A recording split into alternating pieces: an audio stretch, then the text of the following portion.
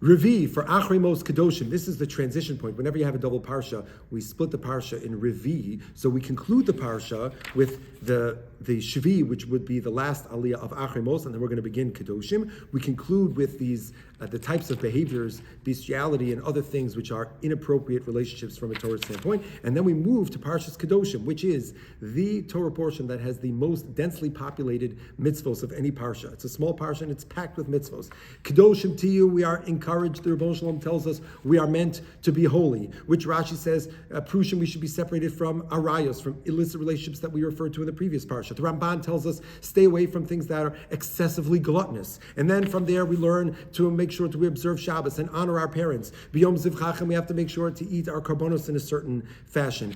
Making sure that we take care of all the poor people in our neighborhoods. The mitzvahs of peret and olos and peah, all of the different gleanings that we need to make sure to leave for other individuals. To make sure that the unfortunate, the people who are underprivileged, Rahman al-Islam, the Bosham gave us who have more the opportunity to help them. That's a key mitzvah that appears in this first section of Parshas Kedoshim. But how do you define Kedusha for us, Lamaisa, especially as it relates to Arayos? What does that mean? So the Heilige Reb Shimon Shkop, the great Rosh Hashiva from a century ago in Europe, the Reb Shimon Shkop has a masterpiece in Lumdus. It's called Shara Yosher. It's a very complex legal work, but the Hakdama to the Shara Yosher, the introduction, is this beautiful treatise on what is Kedoshim to you. Because the Medrash says, Yachol Kamoni, maybe you could be as holy as HaKadosh Baruch Hu. Did you think?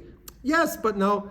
Kedushasi l'mayla mikdushaschem, the Medrash says, my holiness is greater than yours. So says Reb Shimon, what kind of Havamina was that? Who had a Havamina that we could be as holy as the Rebbeinu Shalom, who's purely Ruchni or Ein Sof? What does that mean?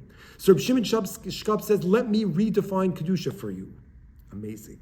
He says, Kedusha is altruism. It's generosity. That's what Kedusha is.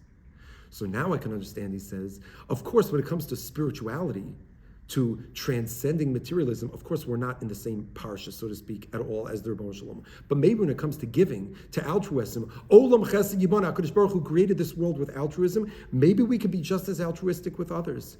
Talmud Lomar, no, we're never going to get to that level of pure altruism for what HaKadosh Baruch Hu does for us. Ki lo yitztak lefanecha kol chai. We'll never be fully appropriate to HaKadosh Baruch Hu to repay that debt. We never could. It's impossible. When we do mitzvos, it doesn't help Rabbeinu Shalom Kiviyachol. It helps him give us. It's purely altruistic. But the point is that the more altruistic we are, the more we're connected to our inner Kedusha. And this is why, perhaps, when we refer to marital intimacy, we refer to it as Kedusha. Because when people are creating a marital bond, especially physical intimacy, which involves tremendous vulnerability, that's the opportunity to really focus on and give to the other person. And that's really what marital harmony is about. It's the opportunity to give to the other person in the most deep and intimate ways. And that is an expression of Reb Shimon's definition of Kedusha, of Kedoshim to you, of being holy, being altruistic.